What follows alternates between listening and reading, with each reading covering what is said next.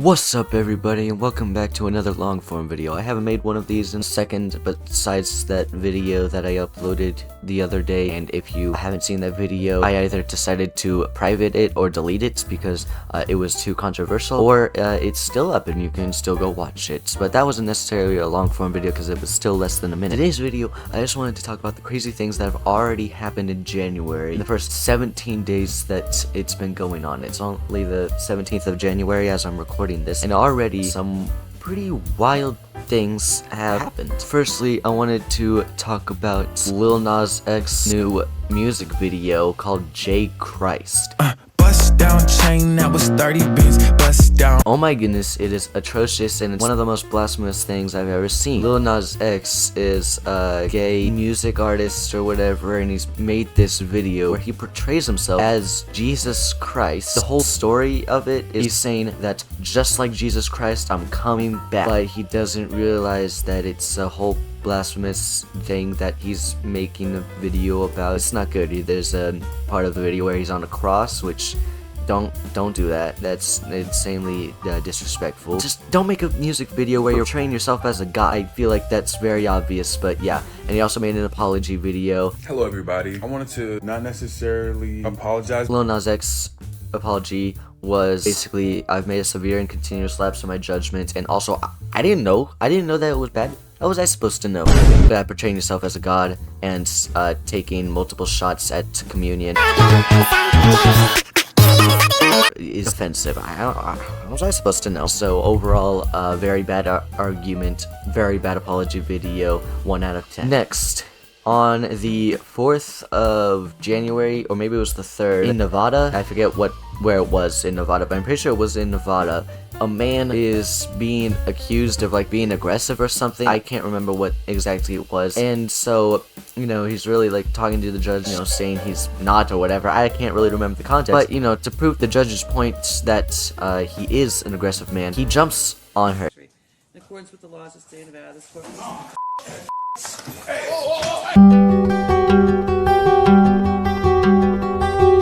He jumps like Foxy from Five Nights at Freddy's 2. Oh my goodness, I don't know how he was able to leap that far, or why he thought that was a good idea, but he just jumps on this judge. It's crazy. I don't know why he thought that would be a good idea. In what situation would that be a good idea? Okay, let's say he killed the judge or whatever. Now what? It's just like these people who don't think about their own actions before they do them. Like, you realize you're gonna get an even worse sentence than you probably would have. Why would you do that? Like, just don't act out anger in that way. There's like a much better way to do it than this. That's another thing that's been going on. Next, there's been a lot of YouTubers who have been leaving this month. Some of them left last year, like a few months before 2024. So I'm gonna talk about some of those and the ones that have announced that they're leaving the most recently. Firstly, the one that's like from 2 months ago was from Stampy Leaves, who had been making videos for like at least a decade. Okay, I watched him as a child. He had the weirdest accent.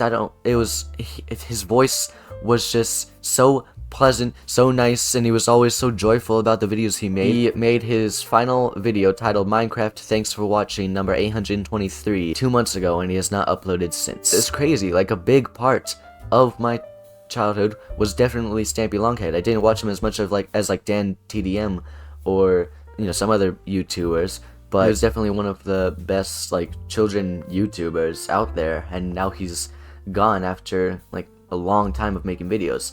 Another one that's been stepping away, Meatcanyon, because there's two ones that I see that are from 2 weeks ago, so I'll just choose Meatcanyon for this one. It's titled Goodbye for Now. I actually can't really remember what he was saying in this video, but I'm pretty sure it was just he wants to take at least a little bit of a break with animating because it takes a toll on him and it's very stressful. It takes a lot of energy out of him.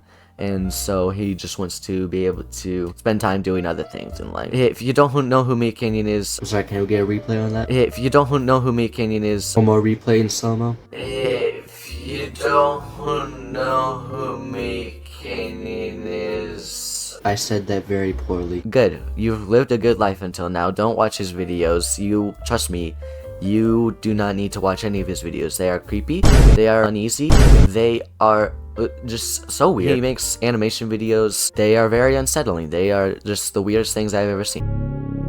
Have you ever wanted to see something so beautiful, so unattainable? And then the next one is Tom Scott. After 10 years of making YouTube videos, even more than that, because I'm pretty sure his oldest video on his channel is from 17 years ago. He finally stopped making videos on that channel, but I'm pretty sure he still has like a podcast or something that he does like every week, so you can still find him making videos, but at least for now, he's stopped uploading on his main channel, Tom Scott. So if you don't know who Tom Scott is, he's a British YouTuber who made these videos like very well produced and well edited. Like, all of his videos were captioned, all of those videos were edited very well, just informational videos, and he made one like every single week, like high quality videos every week. His most popular video is one called "This Video Has 70 million like blah blah blah views," and like it takes the view count from the video and puts it in the title because of his bots that he made do that.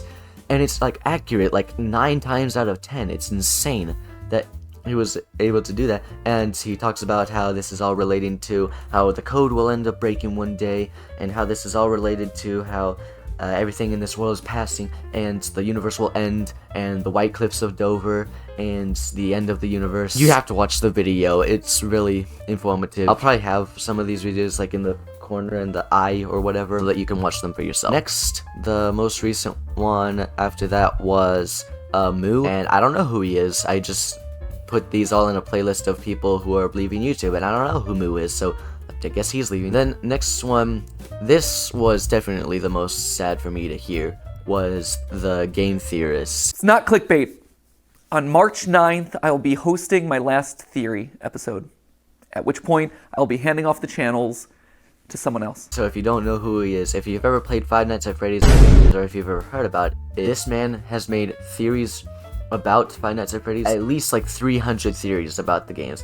So it's essentially where him and his team would play video games on their own separate time. These wouldn't be recorded or whatever, and then they would write videos coming up with different theories about the games. And not only that, he had game theory, he had, next up was film theory, then he ended up making food theory, and his final one in the corner, in the bottom right corner, was style theory. And now all 4 of them that used to be hosted by MatPat are going to be hosted by 4 of his different team members. He made a 25-minute long video talking about this, which you can watch there. Basically, his reasoning is that he just wants to be able to be with his wife and his kids without having it be for work. Like, he just wants to be able to spend time with them, quality time with them, and not have to make work first priority, which is I definitely respect. And then next up was a YouTuber named Pancho. He made commentary videos, usually with like Minecraft, Bed Wars, or like a Call of Duty gameplay in the background. He would just make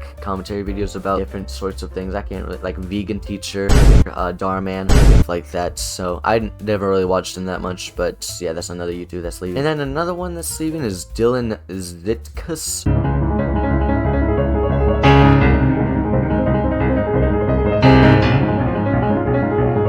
And next up, this is probably the saddest thing on this, is someone who didn't leave YouTube, but someone who passed away on the 1st of January. If you don't know who Lynja is, she was a cooking YouTuber, and that's basically it. She would cook with people like Nick DiGiovanni and other people, I'm sure, but Nick DiGiovanni is the only one that I know she's cooked with. She was a 60-year-old lady who was like just the cooking grandma of the internet. You've probably seen her videos on YouTube Shorts. They always got a lot, like millions of views. And she had been battling cancer for a while, and finally cancer got the best of her and she passed away. I never really got into her videos, but I have definitely seen her videos before, and now she's passed away. She passed away on New Year's Day. She definitely will not be forgotten. So yeah. And then lastly, this is by far probably one of the craziest things that has happened this year. Verbalase,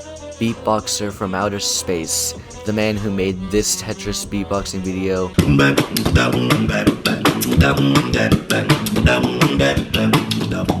and this Thanos beatboxing video that you've probably heard before. Let me show you how to scratch it.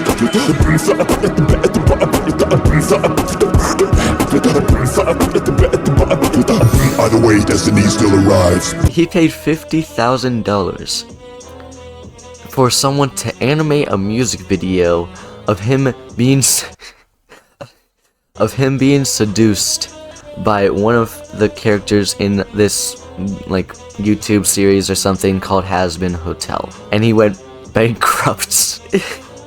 He was making like good videos. I used to watch his videos because they were for kids, called like Verbalase Beatboxer from Outer Space, and he'd like have different cartoon characters beatboxing with each other, like Deadpool versus SpongeBob or something like that. So he was making videos for kids, and he thought it would be a good idea to make a music video where he's seduced by one of the characters at this from this series called Has Been Hotel.